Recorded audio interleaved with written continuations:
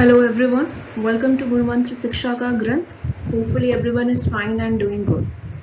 So guys, in this video we are going to discuss another part and some more questions relevant to cell biology from the latest paper. इससे पहले एक part और भी हमने किया है जिसमें बहुत सारी important information मैंने शेयर की है. So make sure आप पार्ट 1 को भी देखें so that जो भी एक्स्ट्रा चार्ट्स हैं, मास्टर चार्ट्स हैं, इंफॉर्मेशन है वो आप पेन डाउन कर सकें.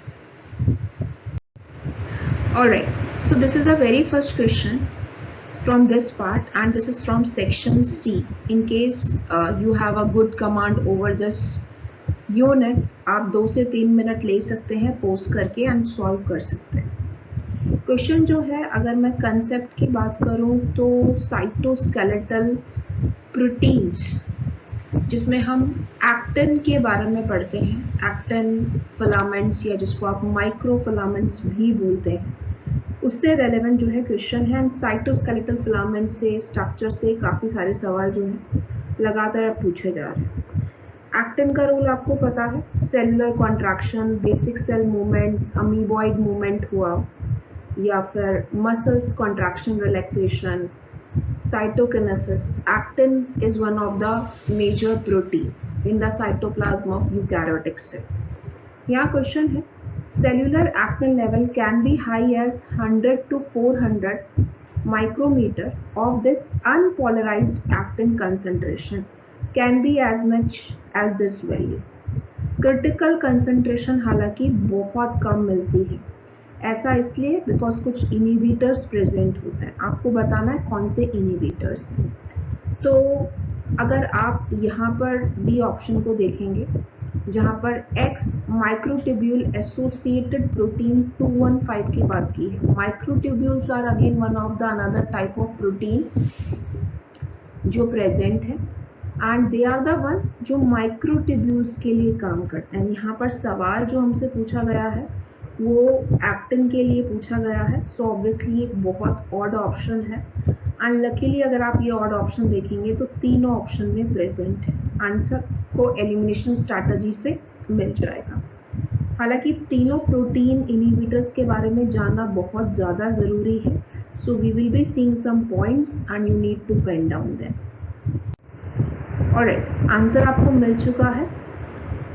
थाइमोसिन बीटा 4 के बारे में आप बात करें तो यहाँ पर ये unpolymerized actin in higher eukaryotic cells की कंसंट्रेशन को मेंटेन रखने का काम करता है. अगेन यहाँ पर आप देखेंगे अनपॉलीमराइज्ड के बारे में बात की गई है. कैप जेड के बारे में भी बात करें. कैप जेड का रोल एंड ट्रोपोमोड्यूलिन का रोल हम मसल्स के रिगार्ड में पढ़ते हैं. तो यहाँ पर बारबर्ड एंड कैपिंग प्रोटीन है, most abundant barbed end capping protein, that is cap Z, and striated muscles में भी ये actin filaments के साथ bind करता है. Z disc muscles contraction relaxation का एक पूरा प्रोसेस है जो हम अपनी छोटी क्लासेस में भी पढ़ते हैं.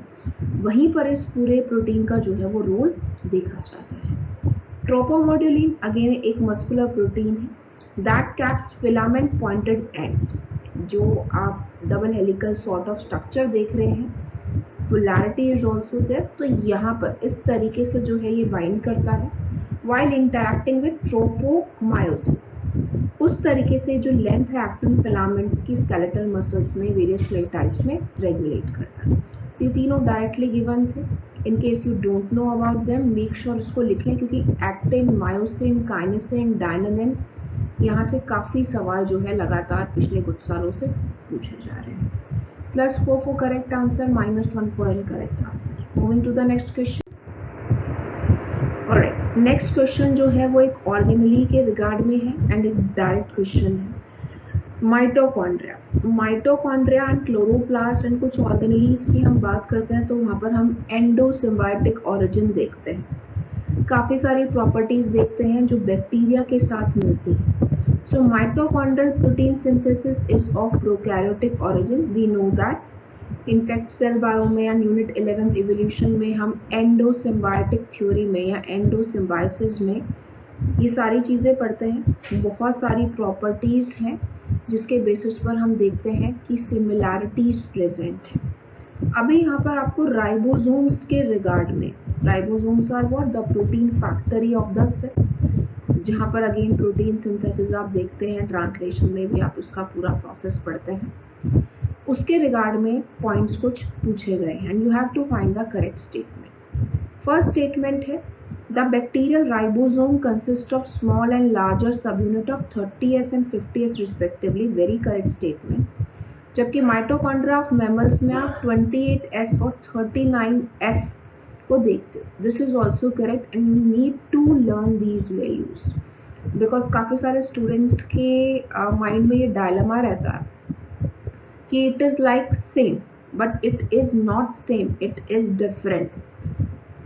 30s एंड 50s नहीं मिलेगा, 28s एंड 39s, स्पेसिफिकली अगर आप मैमल्स के बारे में बात कर रहे हैं तो। बैक्टीरियल राइबोसोम्स में अगर हम आरएनए और प्रोटीन का रेशियो देखें तो दैट इज 2:1, जबकि माइटोकॉन्ड्रिया में ये 1:2 है, समटाइम 1:3 भी मिलता है। This is also a very correct statement. दोनों स्टेटमेंट करेक्ट है जो हमें ऑप्शन नंबर 1 में मिलती है। नेक्स्ट ऑप्शन में कहता है both the bacteria and mitochondrial ribosome consist of 30s and 50s, बिल्कुल कॉन्ट्राडिक्टरी है। ए स्टेटमेंट के नो, सिमिलर नहीं है, एंड अगेन रेशियो यहाँ पर सेम बता रखा है जो बी स्टेटमेंट के कॉन्ट्राडिक्टरी है, अगेन रॉन्ग। सो एक बिल्कुल डायरेक्ट क्वेश्चन था, ये वैल्यूज आप लोगों को याद रखनी है। ऑलराइट, सो ये एक्सप्लेनेशन भी आप जो है देख सकते हैं एंड पेन डाउन कर सकते हैं इन केस, क्योंकि अगेन एंडोसिम्बायोटिक थ्योरी कुछ पर्टिकुलर ऑर्गेनेल्स जैसे mitochondria, chloroplast, peroxisome, ER, nucleus, Golgi, lysosomes, ये मेन फोकस में रहते हैं जहाँ से सवाल पूछे जाते हैं, +4 and -1 respectively. Moving to the next question. Alright, next question जो है वो क्वेश्चन है ट्रांसपोसोम्स के रिगार्ड में एंड रेट्रो एलिमेंट्स के रिगार्ड में यहाँ पर सवाल जो है वो पूछा गया है। तो ट्रांसपोसोम्स के बारे में सबको पता होगा। ट्रांसपोसोम्स में हम 2 टाइप के ट्रांसपोसोम्स को देखते हैं, जंपिंग जीन्स या मोबाइल एलिमेंट्स भी बोला जाता है। एक आप देखते हैं क्लास 1 एंड एक आप देखते हैं क्लास 2, इस तरीके से भी डिवाइड किया जाता है। क्लास 1 में आप क्या देखते हो? क्लास 1 में आप रेट्रो ट्रांसपोसोम्स को देखते हो, नाम से ही आइडिया हो रहा होगा कि what I am talking about. And class 2 की अगर आप बात करें तो वहाँ पर आप डीएनए ट्रांसपोसोम्स को देखते हैं।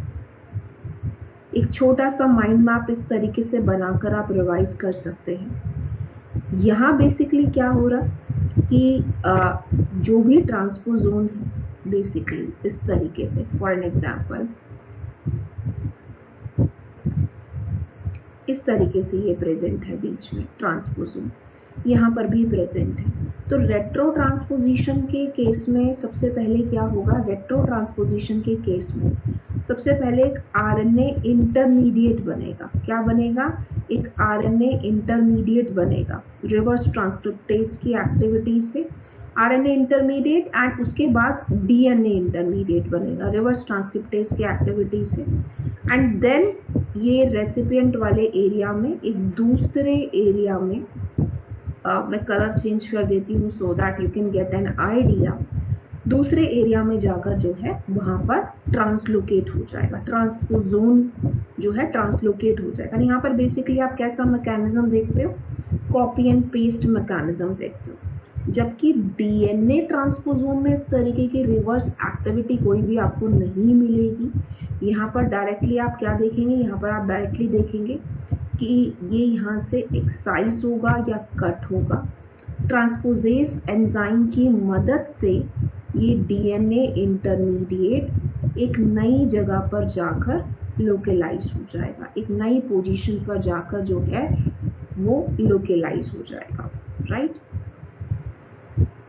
यहाँ पर कटिंग का जो है एक मेन सिनारियो है जो आप लोगों को याद रखना है। कटिंग का एक मेन सिनारियो है। तो ये हमारा जो है वो क्या है? Donor DNA. This is our donor DNA, this one also. तो यहाँ पर आप क्या देख रहे हो, कट एंड पेस्ट मैकेनिज्म देख रहे हो, कोई आरएनए इंटरमीडिएट नहीं देख रहे हो, जबकि रेट्रो ट्रांसपोजिशन में आप कॉपी एंड पेस्ट मैकेनिज्म देख रहे हो। सो इस तरीके से ट्रांसपोजिशन के हम काफ़ी सारे एग्जाम्पल्स पढ़ते हैं, बैक्टीरिया में भी पढ़ते हैं, ड्रोसोफिला में भी पढ़ते हैं, एंड अगेन ह्यूमंस में लाइन, साइंस, एएलयू एलिमेंट्स पढ़ते हैं। तो रेट्रो एलिमेंट्स की अगर आप यहाँ बात करें तो C is the right answer. Direct examples आपको याद करने पड़ेंगे, copia elements in Drosophila, LINEs and SINEs in humans. P elements Drosophila में है लेकिन वो डीएनए ट्रांसपोजोन है, यहाँ पर रेट्रो एलिमेंट्स के बारे में हमसे पूछा है। तो copia element is one of the retrotransposon in Drosophila, LINEs and SINEs retrotransposons हैं ह्यूमन में, दोनों मिलते हैं, डीएनए भी मिलता है, आरएनए ट्रांसपोजोन्स भी मिलते हैं। P1 एलिमेंट जहाँ पर आप हाइब्रिड डिसजेनेसिस ये भी पढ़ते हैं, एवरी वन ऑफ यू, तो वो जो है हमें ड्रोसोफिला में मिलता है। बहुत डायरेक्ट सा क्वेश्चन था, आई गेस सेक्शन बी में ये पूछा गया है, +2 एंड 0.5 रिस्पेक्टिवली कर लीजिएगा। Moving to the next question. Alright, next question एक टेक्निकल सॉर्ट ऑफ क्वेश्चन है क्योंकि कुछ एंजाइम्स का भी यहाँ पर रोल पूछा गया है।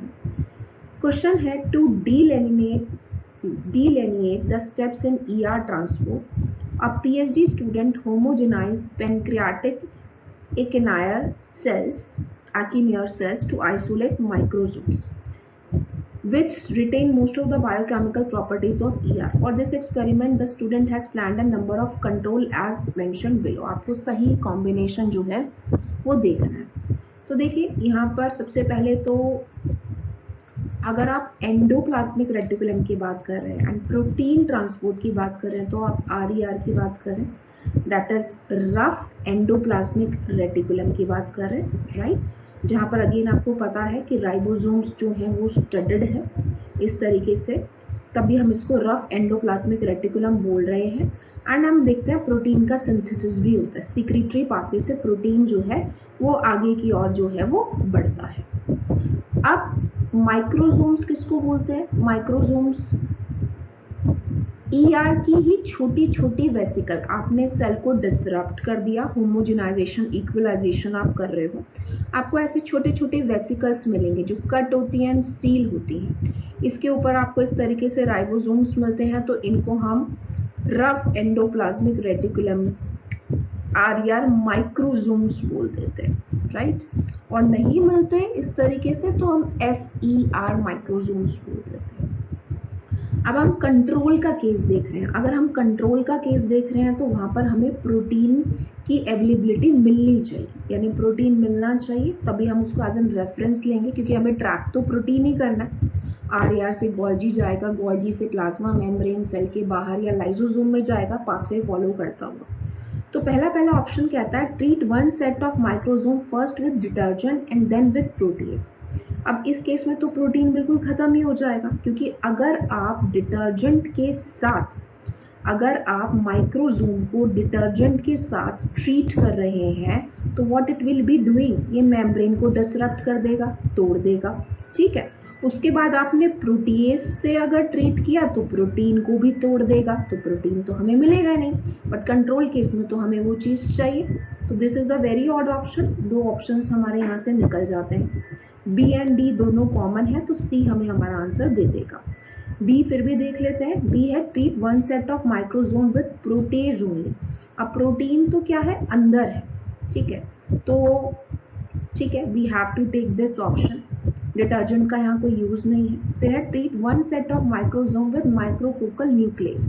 माइक्रोकोकल न्यूक्लियस क्या करती है, सिंगल स्ट्रैंडेड न्यूक्लिक एसिड को तोड़ती है, और न्यूक्लियस का कंसेप्ट यहाँ इसलिए आया है क्योंकि यहाँ पर जो आप राइबोसोम की बात कर रहे हो, protein factory of the cell, जो प्रोटीन बना रहा है वहाँ पर mRNA भी तो प्रेजेंट है, उसी स्क्रिप्ट को तो रीड करके चीजें हो रही हैं, राइट, तो वो भी क्लीव हो जाएगा, ठीक है, बट न्यूक्लियस है और हमें प्रोटीन के बारे में बात करनी है, सो दैट्स ओके, ठीक है, we can utilize this also.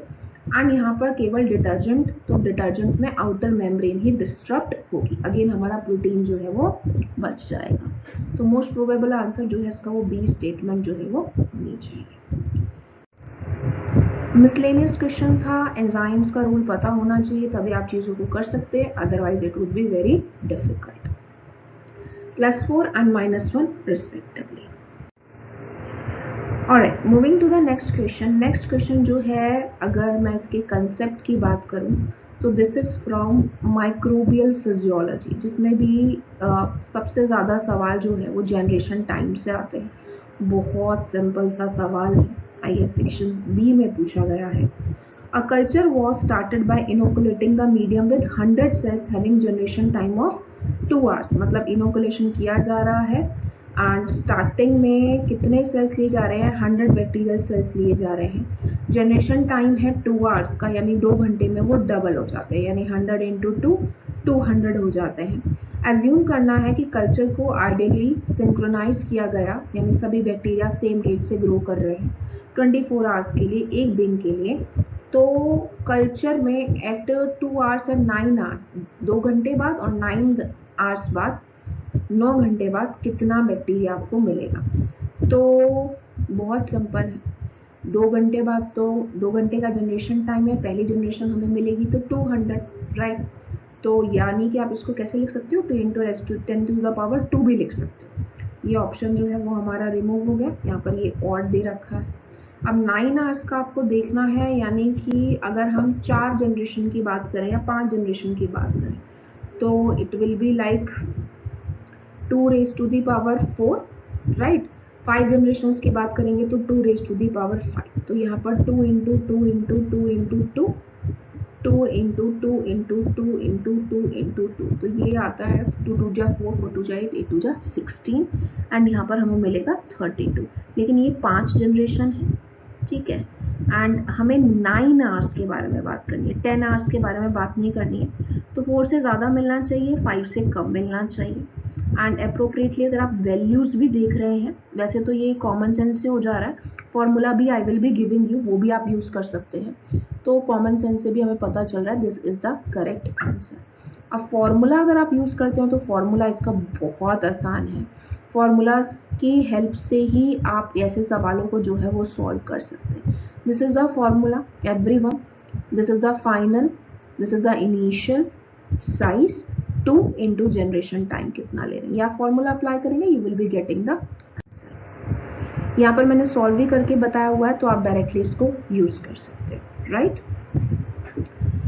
So hopefully everyone आपको चीज़ें समझ में आई होंगी. काफ़ी सारे कंसेप्ट्स हैं जो रिवाइज हो रहे हैं, अभी बहुत सारी चीज़ें हमें डिस्कस करनी है, बहुत सारी मास्टर टेबल्स मुझे आप लोगों को देनी है. So make sure you stay connected. Telegram channel पर आपको हर हालत में कनेक्टेड रहना, वहाँ पर आपको सारे के सारे अपडेट्स जो हैं वो मिलते रहेंगे. मिलते हैं नेक्स्ट वीडियो में. Till then do like the videos, stay connected. Channel को सब्सक्राइब नहीं किया है तो डू इट. आगे we will be doing more questions, everyone from different units. There are so many master tables and tricks that I have to share with you. Thank you for your support everyone. See you soon. Thank you. Take care.